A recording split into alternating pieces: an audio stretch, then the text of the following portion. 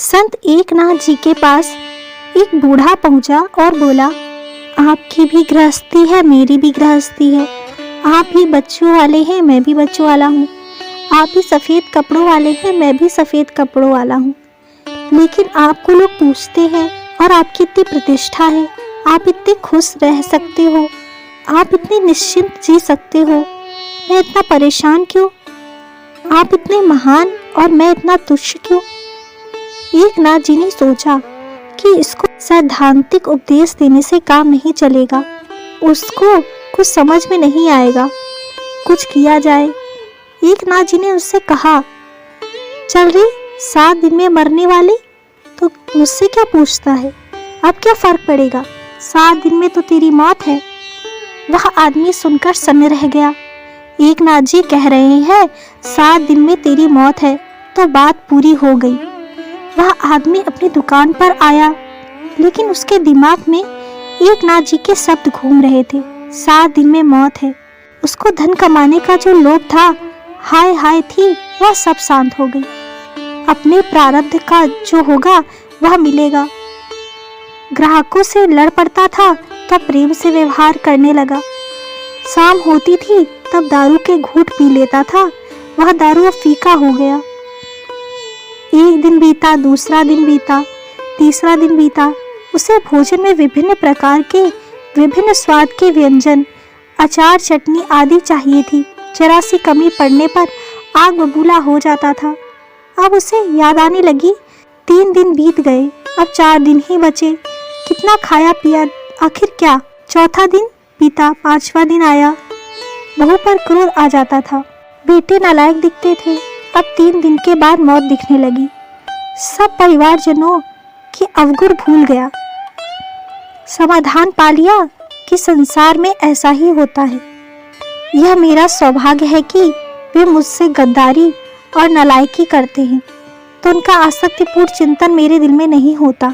यदि आसक्तिपूर्ण चिंतन होता तो फिर क्या पता इस घर में चूहा होकर आना पड़ता, या सांप होकर आना पड़े, या चिड़िया होकर आना पड़े, कोई पता नहीं। पुत्र और बहुएं गद्दार हुई तो अच्छा है, क्योंकि 3 दिन में अब जाना ही है। इतने समय में विट्ठल को याद कर लूं। विट्ठला विट्ठला, भगवान का स्मरण चालू हो गया। जीवन भर मंदिर में नहीं गया था, संतों को नहीं मानता था। उस बूढ़े का निरंतर जाप चालू हो गया। संसार की तू मैं, तेरा मेरा सब भूल गया। 6ठा दिन बीतने लगा। जो ही समय जाने लगा त्यों तो बूढ़े का भक्ति भाव, नाम स्मरण, सहन जीवन, सहन शक्ति, प्रेम, विवेक आदि सब गुण विकसित होने लगे। कुटुंबीजन दंग रह गए कि इस बूढ़े का जीवन में इतना परिवर्तन कैसे हो गया।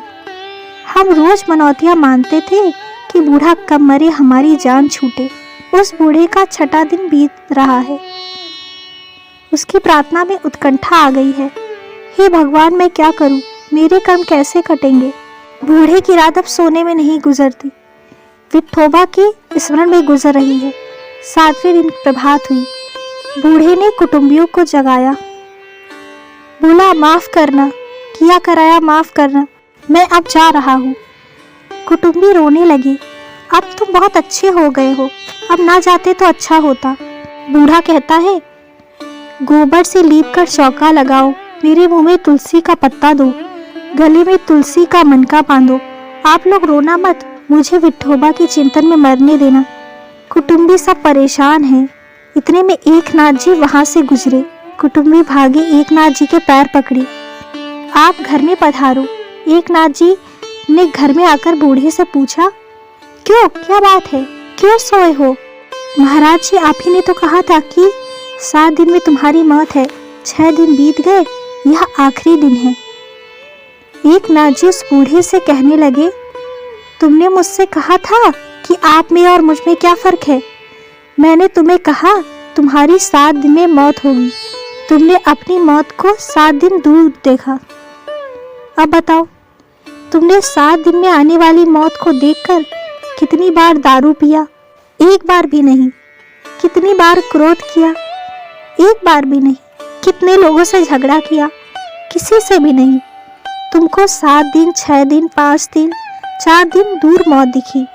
जितनी जितनी मौत नजदीक आती गई तुम ईश्वरमय होते गए, संसार फीका होता गया। यह तुम्हारा अनुभव है कि नहीं? हाँ महाराज, मेरा अनुभव है। 7 दिन मौत दूर है तो संसार में कहीं रस नहीं देखा, भगवान में प्रीति बढ़ी, जीवन भक्तिमय बन गया।